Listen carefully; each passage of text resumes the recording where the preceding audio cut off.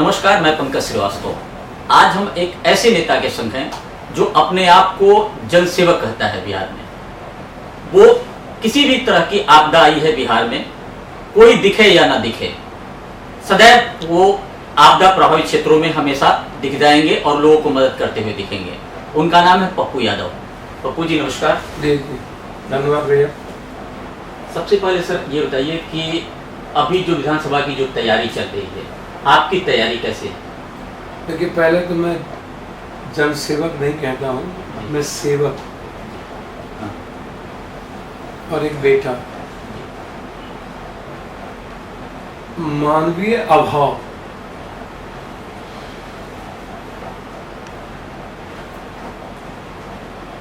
जो व्यवस्था के संस्थाओं के द्वारा दिया गया है, उस अभाव के बीच में पप्पू यादव होता है। किसी भी जनप्रतिनिधित्व का दायित्व कंप्लीट सेवक का है। समाज शास्त्र के बगैर राजनीतिक शास्त्र का कोई औचित्य नहीं है। बावजूद इसके कि जब भी इस तरह की कोई बात आई है, सबसे पहले आप खड़ा हुए। सर, हर व्यक्ति की जिम्मेदारी बनती है, सिर्फ आपदा में जिम्मेदारी नहीं बनती। जब आप चिमकी बुखार होइए, बलात्कार हो, घटना घटे, बुंदेलखंड का सवाल हो, विदर्भ का सवाल हो, सुखाड़ का सवाल हो, रबी फसल का सवाल हो, मक्का का सवाल हो, रोजगार का सवाल हो, एक बेहतर जीवन का सवाल हो, एक बेहतर माहौल का सवाल हो, समाज में एक बेहतर पथ का सवाल हो, तो वहाँ जनप्रतिनिधि को अपने दायित्व का फर्ज निभाना चाहिए। लेकिन हम कोई भी जनप्रतिनिधि, मैं देखता हूँ लगभग लोग, खासतौर पर हिंदी भाषी इलाके में, बस सत्ता वोट सियासत उनकी हिस्से बन गई है। वो समाज को इस्तेमाल करेंगे, नफरत पैदा करेंगे। उनकी राजनीतिक सुचित्रता ही बची है, सिर्फ नफरत जैसी जहरों को पैदा करो, समाज को बांटो, उसकी बात मत करो और भावनात्मक सेंटीमेंट को पैदा कर वोट और सियासत और केंद्र बिंदु को बना करके रखो। लोगों को लगता है कि सेवा या लोगों की मदद या सामाजिकता ये बेकार की बात है। हम जितना हमारे पास पैसा होगा, जितना हम जात पात करेंगे, जितना हम हिंदू मुसलमान करेंगे, आरक्षण का खेल खेलेंगे, बैकवर्ड फॉरवर्ड करेंगे, उतना ज़्यादा हमारी राजनीति सक्सेसफुल हो। राजनीति का मतलब अब धूर्तई, दुष्टई, दोगलई, चमचागिरी कंप्लीट डिफरेंट हो गया। राजनीति का मतलब समाज शास्त्र नहीं है, समाज सेवा नहीं है, राजनीति का मतलब मानवतावाद नहीं है। हम बाहर के हिस्से में हम गाली का हिस्सा ना बने, लाठी का हिस्सा ना बने, हम मौत का हिस्सा ना बने। हमें अपने ही राज में अपने राज को आत्मनिर्भर भी करें और खुद को आत्मनिर्भर भी बनाएं। केंद्र से लेकर राज्य तक की उनकी सरकार है, बावजूद इसके कि आज वो कह रहे हैं कि इनके ऊपर इतना इस तरह का इन्होंने गबन करके रखा है या इनके पास इतनी संपत्ति मैं जानना चाहता हूं, क्यों? मुझे तो लगता है कि जदयू के एक विधायक के पास, एमपी के पास जितना अरबों खरबों रुपया है। लालू यादव के उस समय में लालू यादव को न पैसा कमाने आता था, न उस वक्त पैसे की वैल्यू थी। और कोई मतलब 90 में इस तरह के माफियागिरी, इस तरह का रियल एस्टेट, इस तरह का बालू माफिया छोटे छोटे स्तर पे थी, जो लालू यादव, बाद में लालू यादव की कौन सी परिस्थिति रही, किस परिस्थितियों में उलझ गए, कौन से दबाव में, जिसके चलते लालू यादव जैसा जनाधार वाले जननायक भी आज आइसोलेशन हो, आज प्रश्नवाचक चिन्ह। ठीक है, जो गलती किया वो भोगे। तो सवाल इस बात का है कि क्या नीतीश कुमार उसी मुद्दे पर चुनाव लड़ेंगे या कोई विकास का मुद्दा भी बनेगा?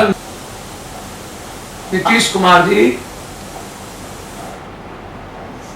का भीतर जितना काला है ना, ये धृतराष्ट्र की सत्ता है। आप अपने आप को कहां से? और दुर्योधन जैसा आदमी जब डिप्टी सीएम बना बैठा, जो अनुकंपा बिना पेंदी का लूटा, जिस राजेंद्र नगर ने उसको बग दिया, उस राजेंद्र नगर को छोड़ के भाग जाए बीवी के साथ, वो अभी बड़ी बड़ी बात करता हूं।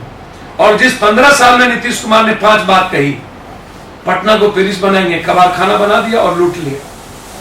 2 घंटे के पानी में पटना बर्बाद। सारी कंपनियां लूट पैसा पार्टियों को दे रही हो। पलायन 41% हो गए नीतीश के रीजन में, लालू के रीजन में था 36%। अपराध, सतपाल गवर्नर ने जाके बोला कश्मीर से ज्यादा अपराध बिहार में है, और भारत सरकार की रिपोर्ट है दुनिया में सबसे ज्यादा, यदि कहीं पर कोई है तो वो बिहार है। शर्म नहीं? बलात्कार बिहार, हर शहर को माफियाओं के हाथ में बांट दिया। ये शहर तुम्हारा, इसको लूटो, आधा हमको दो, आधा तुम रखो। सर तकरीबन 30 से 32 लाख लोग वापिस आए हैं बिहार में, वापिस आए सर बहुत आए, बहुत, ठीक है, जो भी आएंगे। आपको क्या लगता है कि इनके आने से इनके लिए रोजगार किस तरह से, रोजगार की व्यवस्था किस ढंग से की जाए? सर ये राजनीति, इसको रोजगार आता है देने, जिनको तनख्वाह देने के नियोजित, संविदा, जीविका, 700 रुपये में जीविका को ये इस्तेमाल करता है वोट के लिए। बिहारी आज हर शहर में गाली और लाठी गोली खाने को के लिए मजबूर क्यों है? तुमने 73 दिनों में आत्महत्या करने पर मजबूर क्यों कर दिया? 86 दिन जो मुख्यमंत्री अपने घर से निकले प्रजा के लिए, उसको चुल्लू भर पानी में डूब के मर जाना चाहिए। हेमंत सोरेन और ममता से नहीं सीखा। मजदूरों को प्लेन से, ट्रेन से लाने का काम किया और खुद रिसीव करने गए। अंतिम क्षणों तक इनको पता नहीं था, ये हकीकत है कि इसको कुछ पता नहीं था। इन्होंने 1000 रुपया भी, 2 रुपया 80 पैसे एक दिन में। सर इसमें थोड़ा सा प्रकाश डाल देते सर। जैसे कि सबसे पहले ये तो केंद्र और राज्य सरकार दोनों का संबंध यहाँ है, बावजूद इसके ये लगातार ये कहते रहे, यानी कि केंद्र सरकार इनको लज्जित कर रही थी, एक प्लेटफॉर्म पर इनको लज्जित कर रही थी, बार बार ये कह रहे थे कि हमारे पास संसाधन की कमी है, केंद्र सरकार हमें साथ नहीं दे रही है। यही तो जब उत्तर प्रदेश में जा रहा था तो तुम क्यों नहीं ला रहे थे? यही तो मेरा सवाल है कि क्या नाम है, झारखंड के मुख्यमंत्री ने बिना किसी गुल किए हुए वो ट्रेन से लेकर अपने लोगों को वापिस आ गए, और ये 41 दिन के बाद सुशील मोदी बोला मेरे पास संसाधन नहीं। 37 दिन में बोला अभी सोशल डिस्टेंस है, स्टूडेंट हड़बड़ाए नहीं, और मई में बोला मजदूर जहां वही रहे, हड़बड़ाए नहीं। ये मारने पर मरने पर इतना मजबूर किया। सर मेरा सवाल, मैं ये कह रहा हूं कि जब सरकार दोनों की समान सरकार थी, बावजूद इसके कि सुशील मोदी को ये लज्जित किया गया, केंद्र सरकार ने इनको लज्जित किया। यहाँ 60 लाख मजदूर यहाँ के बाहर थे, और झारखंड के 7 लाख मजदूर बाहर थे जी, और यहाँ 60 लाख, बिहार के 60 लाख, 27 लाख का एप्लीकेशन। सर हर राजा को अपने प्रजा के लिए पागल होना चाहिए। दुनिया में पहला मुख्यमंत्री नीतीश होगा जिसने अपने प्रजा को मारने के लिए मजबूर कर दिया, आत्महत्या करने के लिए मजबूर किया। इसके खजाना में जनता के लिए पैसा नहीं थी, इनके खजाने में लूटने के लिए पैसा था। ट्रेन से उतरे, 4 बस आदमी हम लिए, पंचायत के झील गांव में गए, स्कूल में हमने एंट्री कराई और सीओ ने उसको भगा दिया। हर सीओ ने करोड़ों रुपया कमाया क्वारंटाइन के नाम पर। सर जिंदगी तबाह कर दी। और उसके बाद जो भारत को का निर्माण किया, उस मजदूर जो पप्पू यादव और जीवन का सबका हिस्सा है, उसको डकैत चोर कह दिया कि आप डकैती करेंगे, रोजगार नहीं है।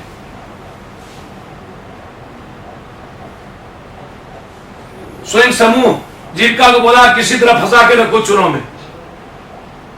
29 को बोला सुशील मोदी मैं डाल दूंगा, 1 कणमा दाल आज तक नहीं मिली। जिसकी जुबान लाठी गोली पर चलने के बाद और मौत पर मौत के बाद नहीं खुली हो, जिसने चमकी बुखार में 12 दिन के बाद गया हो, और पटना के बाढ़ में जो 9 दिन के बाद निकला हो, वो भी अपने को सुचिंता की बात करता हो। पीएमसीएच 5 साल पहले बोला था हम दुनिया का बनाएंगे, एम्स में डॉक्टर नहीं है, एक ही एम्स आया।